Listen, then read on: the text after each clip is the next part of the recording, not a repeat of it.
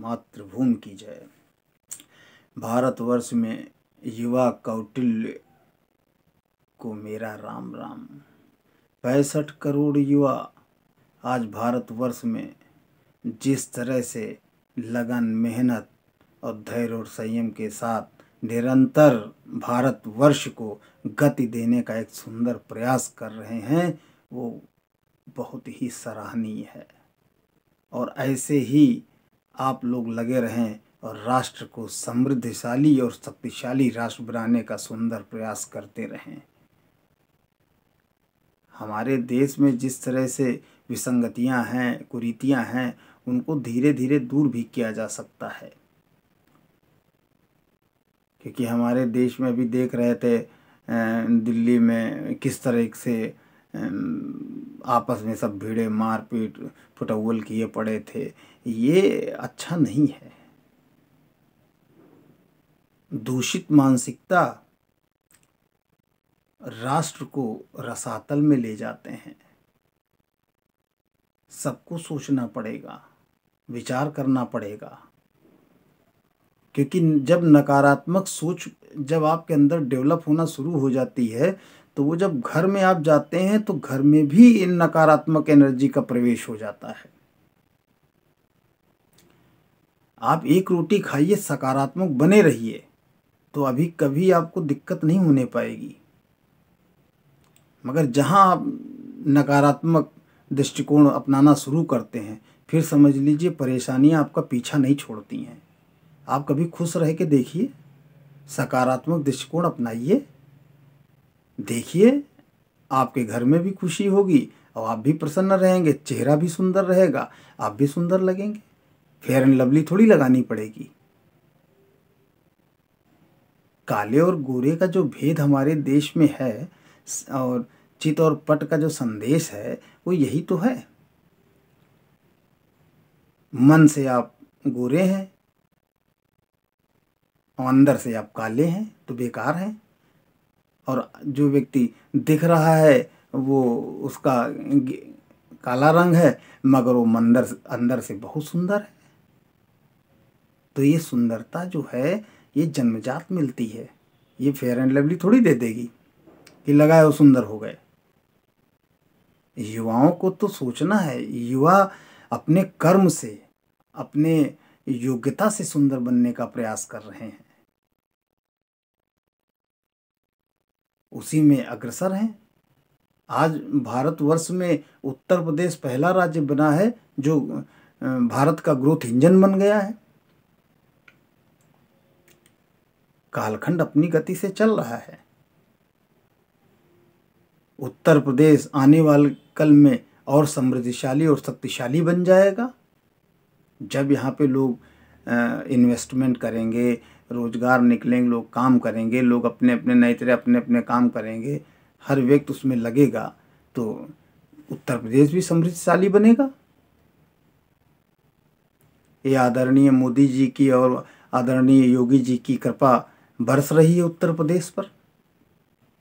एक समय था गुंडा राज था यहाँ पर, समय का बदलाव हुआ।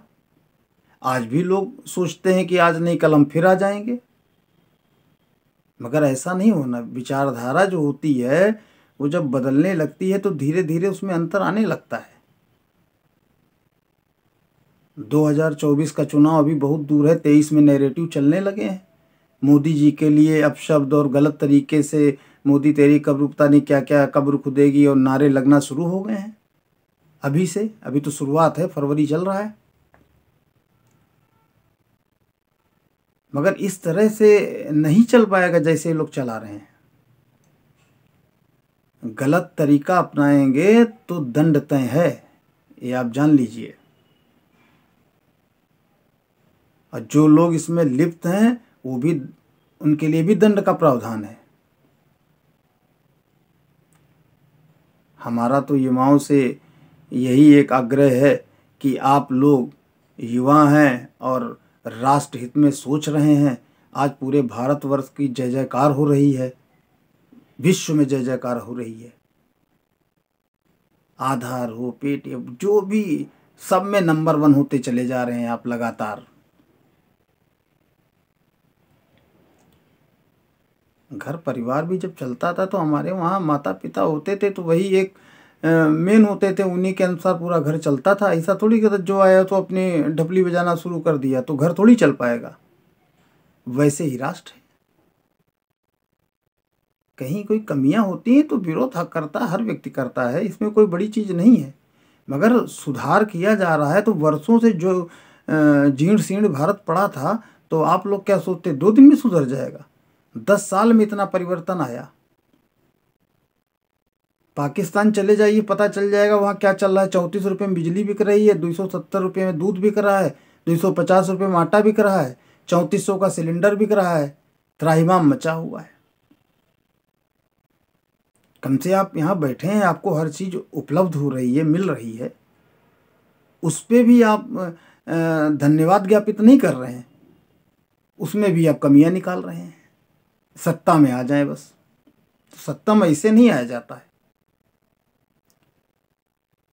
सत्ता में आने के लिए आपको जनता जनार्दन से संवाद करना पड़ेगा, अच्छे तरीके से उनसे जुड़ना पड़ेगा। मगर आप जुड़ना नहीं चाहते हैं, आप अपनी रंगबाजी में है तो रहिए भाई। रंगबाजी से जनता जनार्दन 80% गरीब किसान सरकार नहीं किसी की बनाने जा रहा है। जितना 2023 में नैरेटिव चलाना हो चला लें,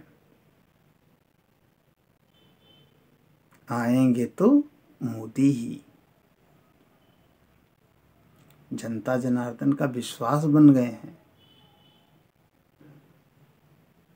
उनका एहसास बन गए हैं हमारे मोदी जी, जिसको कोई तोड़ नहीं पाया है और ना तोड़ पाएगा।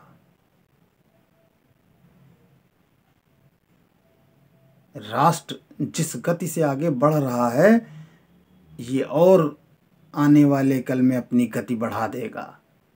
2024 का इंतजार करिए, आने वाले कल में भारतवर्ष समृद्धशाली शक्तिशाली राष्ट्र बनकर उभरेगा। प्रवृत्तियां होती हैं, लोगों को अपनी प्रवृत्तियां चेंज करनी चाहिए। टेंडेंसी, संगत का असर होता है, जैसी संगत में बैठिए वैसा ही उसका असर शुरू हो जाता है। रावण बहुत विद्वान था, महाविद्वान था। अभी सुन रहे कोई कह रहा था रावण प्रवृत्ति होती है, तो राक्षसी प्रवृत्तियां होती हैं, टेंडेंसी होती है। रावण का परिवार बहुत विद्वान था, खुद महाविद्वान थे, संस्कृत के ज्ञाता थे, मगर नानी के पक्ष से राक्षसी प्रवृत्तियां उनको मिल गई। भगवान राम ने कहा था, सिरहाने मत खड़े हो लक्ष्मण जी। अपने छोटे भाई को आदेश दिया कि सिरहाने मत खड़े हो, अगर ज्ञान लेना है तो पैताने आ जाओ, वहीं ज्ञान मिलेगा। महाविद्वान है, महापंडित हैं, तो आखिर ऐसा क्यों कहा? उस समय की तकनीक हमारी इतनी उन्नति थी कि जहां बोल जाओ वहीं हेलीकॉप्टर उड़ के चला जाए। संजय बैठ करके महाभारत में पूरा टीवी दिखा रहे थे, बताते हैं ये इस कार्य उन्होंने किया, वो फलाने ने किया, खूब हम लोगों को भरमाया गया। हमारे वहाँ तकनीक हजारों साल पहले जितनी उन्नत थी, आज हम लोग उसी तरफ निकल पड़े हैं, समृद्धशाली राष्ट्र बनाने के लिए बढ़ रहे हैं। आदरणीय मोदी जी का धन्यवाद ज्ञापित करना चाहिए कि वो आ गए हैं, तो भारत नवनिर्मित भारत बनकर उभरा है। मातृभूमि की जय, जय जननी।